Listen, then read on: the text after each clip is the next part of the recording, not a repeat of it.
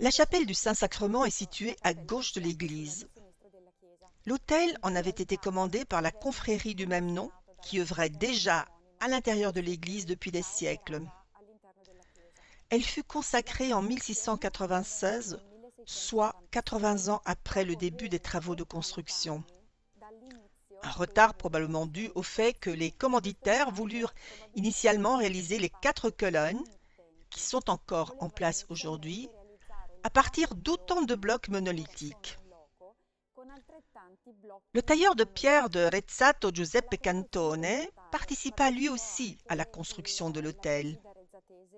En 1695, il réalisa la belle balustrade qui précède l'autel, construite en marbre rouge de France et en marbre Botticino.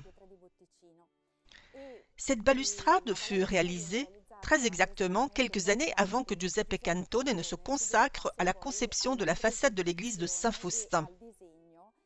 L'autel se caractérise par des formes linéaires, simples, très harmonieuses, mais par 2 éléments particulièrement précieux également. Le tabernacle en forme de petit temple et l'antependium, le devant de la table d'autel, qui fut réalisé au cours de la dernière décennie du XVIIe siècle par un Florentin, un artiste, un tailleur de pierre et commanditaire du nom d'Antonio Corbarelli, à l'aide d'une technique particulièrement connue sous le nom de commesso a pietre dure ou mosaïque florentine, parce que cette technique atteint précisément l'apogée de sa splendeur au sein de l'Opificio delle Pietre Dure, qui avait été fondé par Ferdinand de Médicis en 1588.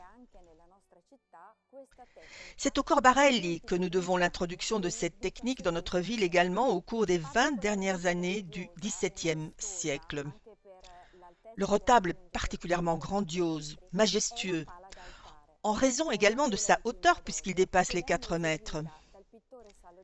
Il s'agit d'une peinture à l'huile exécutée par le peintre de Salo Sante Cattaneo en 1808 qui représente la déposition du Christ de la croix. À vrai dire, l'œuvre remplace un tableau beaucoup plus ancien qui avait été réalisé dans la 4e décennie du XVIe siècle par l'un des 3 géants de la peinture de la Renaissance de Brescia, Girolamo Romano dit Romanino, qui avait peint la lamentation sur le Christ mort, un tableau qui fut malheureusement détruit pendant la Seconde Guerre mondiale.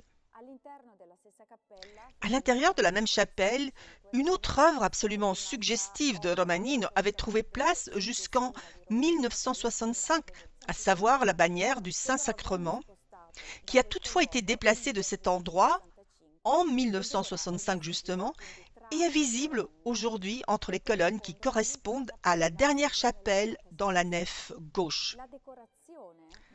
La décoration de l'ensemble de la chapelle est complétée par 2 peintures à l'huile de la fin du XVIIe siècle, l'une en face de l'autre, ayant toutes 2 pour thème l'Eucharistie, qui est célébrée à l'intérieur de la chapelle.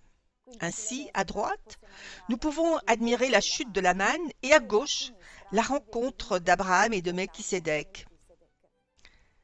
La décoration est enfin complétée par le bel envol des anges inscrit dans un oculus en perspective dans la voûte de la chapelle qui porte la date de 1744.